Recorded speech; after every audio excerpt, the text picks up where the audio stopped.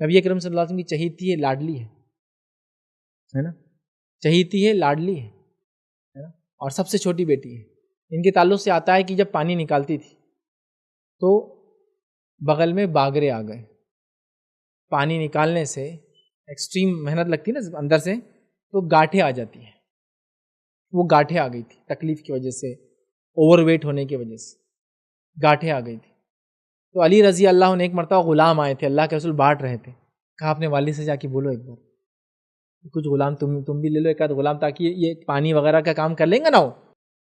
وہ گئی اور جا کر بیٹھی، بہت دیر بیٹھی، بولنے کی ہمت نہیں.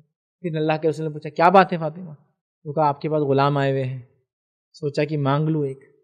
وہ کہا تیرے لیے اس سے بہتر ہے کہ ہر نماز کے 33 بار سبحان اللہ، 33 بار الحمدللہ اور 33 بار اللہ اکبر ہے نا، اور آخر میں لا الہ الا اللہ. یہ ایک روایت میں ہے کہ سونے سے پہلے فاطمہ 33 بار سبحان اللہ، 33 بار الحمدللہ اور 34 بار اللہ اکبر کہے، یہ اس غلام سے بہتر ہے. چلے گئی خاموش. کیا کیا کام کرتی تھی روایت میں آتا، آپ کی سیرت پڑھیے. آپ پانی خود ڈول سے نکالتی کنویں سے، مطلب آج کے زمانے میں پانی بھرتی، اس کے لیے صبح 7 بجے اٹھ کے ہماری عورتوں کو بٹن دبانا پڑتا، موٹر کا پانی بھرتی ہے، پائپ لگانا پڑتا. اتنی محنت، پائپ لگانا مذاق تھوڑی ہے.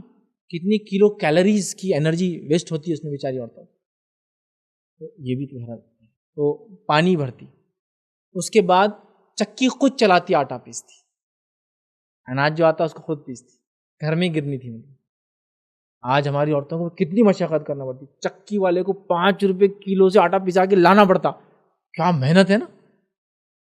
جاؤ ڈبہ رکھو، پھر ڈبہ آ رہا، وہ خود پیستی. اس کے بعد رات میں آتا وہ گھر میں چولہا خود جلاتی، لکڑیاں ڈال کے چولہا جلانے میں کیا ہوتا، آنکھوں میں پورا پانی جاتا، آنسو نکلتے جب وہ لکڑی جلتی. تو چولہا خود جلاتی، کھانا خود بناتی. ہمارے پاس بھی عورتیں کھانا بنا رہی، کھانا بنانا، مائکرو ویوز میں ڈالنا نکالنا بھی تو مذاق ہے. اوونس، مائکرو ویوز، چولہوں پہ کرنا کتنی محنت ہوتی نا. لائٹر کو دباؤ، آگ لگاؤ، پھر وہ جل رہا، اور اس پہ بھی محنت. اگر وہ گیس رات میں بند ہوتی ہے اس کو کھولو، کتنی محنت کا کام ہے نا. فاطمہ زہرا چولہا جلاتی، کھانا بناتی، کپڑے دھوتی. ہمارے پاس بھی عورتوں کتنی محنت ہے کپڑے دھونے کی. آج کتنا مشکل ہوتی نا، جب تو سرفر بھی نہیں تھا. آج کل تو سرف ہے تو اور مشکل بڑھ گئی نا.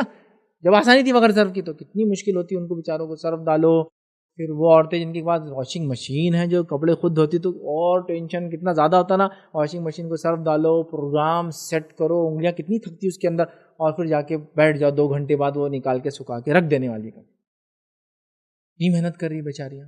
اب اتنا کام کرنے کے بعد تو ہماری بیوی تو رات میں لاتی ماریں گی ہم کو، ایک چل بہت ہوگا اتنی خدمت کر لی. ہمارے والد کی خدمت کرتی، ہماری تربیت کرتی، تو کیا بچا اس میں؟ پہلے یہ نکالو ذہن سے ہم کام زیادہ کر رہے ہیں. تم جو حالت میں اللہ کا شکر کرو اور محنت کرتے جاؤ، مزہ لو اس میں. دیکھو میں تو عام طور سے یہی بولتا ہوں، جب کسی کام کے کرنے میں آپ کو مجبور کر دیا، سچویشن چینج نہیں ہو رہی، تو سچویشن جب وہ نہیں ہے جو آپ پسند جس کو کرتے ہیں، تو اس سچویشن کو پسند کرنے لگو جس میں آپ ہو. آپ انٹرسٹ جنریٹ کریں گے اور آگے نکل جائیں گے. میں یہ اس بات کے کہنے سے کسی کو یہ دعوت نہیں دے رہا ہوں کہ اپنی بہوؤں پہ ظلم کرو، کیونکہ میری بات 100% ریلیٹڈ ٹو زمین زمانہ ماحول اور حالات اور فائنینشیل کنڈیشن پر ہے. اگزامپل بھی میں نے پورے ویسے دیا، واشنگ مشین، موٹر وغیرہ کی.